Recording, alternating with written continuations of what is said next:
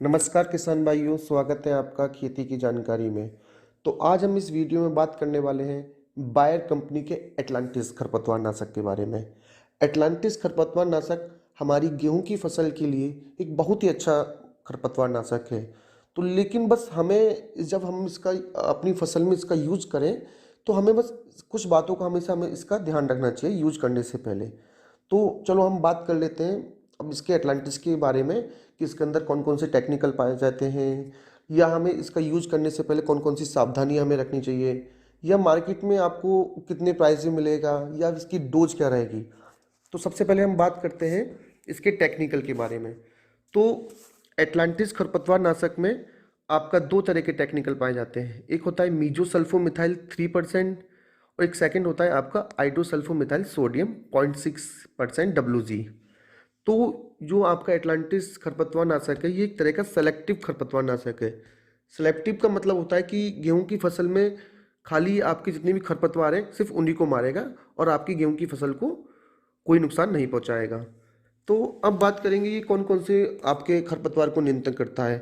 तो जो आपके गेहूं की फसल में जितनी भी सकरी पत्ती या आपके चौड़ी पत्ती के खरपतवार होते हैं ये दोनों दोनों तरह के खरपतवार को पूर्ण नियंत्रण करता है। अब हम बात करेंगे कि इसका जो जब हम एटलांटिस का स्प्रे करते हैं अपनी फसल में तो इसका ये किस तरह से काम करता है।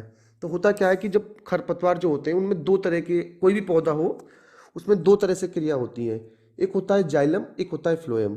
तो जाइलम का काम क्या होता है, जो हमारे पौधे में पानी का जो ट्रांसपोर्ट होता है वो जाइलम के थ्रू होता है। और फ्लोएम का क्या होता है, जो भोजन का हमारा जो ट्रांसफर होता है पौधे के अंदर। तो ये इन दोनों क्रियाओं को जो है जाइलम एंड फ्लोएम की क्रिया को ब्लॉक कर देता है, इसकी क्रिया को रोक देता है। तो जिससे क्या होगा कि आपका खरपतवार पूरी तरह से मर जाता है। तो अब हम बात कर लेते हैं कि इसका स्प्रे करते समय हमें कौन कौन सी सावधानियां रखनी चाहिए। तो सबसे पहले हम बात करेंगे कि जब भी हम इसका स्प्रे करें तो हम अपनी फसल में हमारी फसल जो है लगभग गेहूं की लगभग 35 से 40 दिन के बीच में होनी चाहिए। क्योंकि अगर हम कम दिन की फसल पे इसका स्प्रे कर देंगे तो हमारे पौधे में जो है ना स्ट्रेंथ नहीं होगी, ताकत नहीं होगी उस टेक्निकल को झेलने के लिए। तो क्या होगा, हमारी गेहूं की फसल भी इससे प्रभावित हो सकती है। तो लगभग हमें ये ध्यान रखना है कि हमारी जो फसल है गेहूं की 35 से 40 दिन के बीच में होनी चाहिए। दूसरी बात हम बात कर लेते हैं, जब हम इसका स्प्रे करें तो हम अपने खेत में नमी को जरूर जांच लें कि हमारे खेत में कैसी नमी है। तो जब एटलांटिस का हम लोगों को स्प्रे करना है तो खेत में नमी आपका कम होनी चाहिए। तो नमी को हम चेक करने का तरीका कोई आपको इंस्ट्रूमेंट से चेक नहीं करना है, बस आपको इतना देखना है कि जब आप अपना अपना जो खेत में अपना पैर रखें तो वो आपका दबे ना।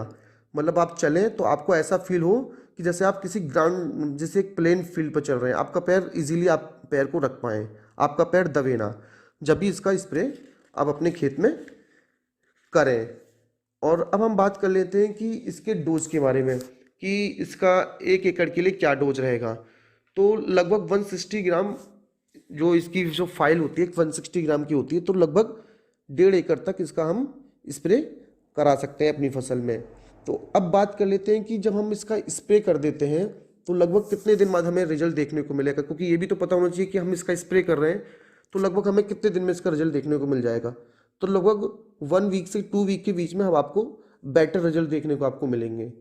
तो अब हम बात करेंगे इसके प्राइस को लेके कि मार्केट में ये आपको कितने दाम में आपको मिलेगा। तो ये क्या करता है कि अलग अलग मार्केट थोड़ा वेरिएट करता है रेट आपका। तो लगभग आपको 600 से 700 के बीच में आपको 1.5 एकड़ का आपको प्राइस है आपका 160 ग्राम का। तो अगर आपको मेरी ये वीडियो आपको अगर अच्छी लगी हो तो कृपया वीडियो को लाइक करें और मेरे चैनल को सब्सक्राइब करें। धन्यवाद।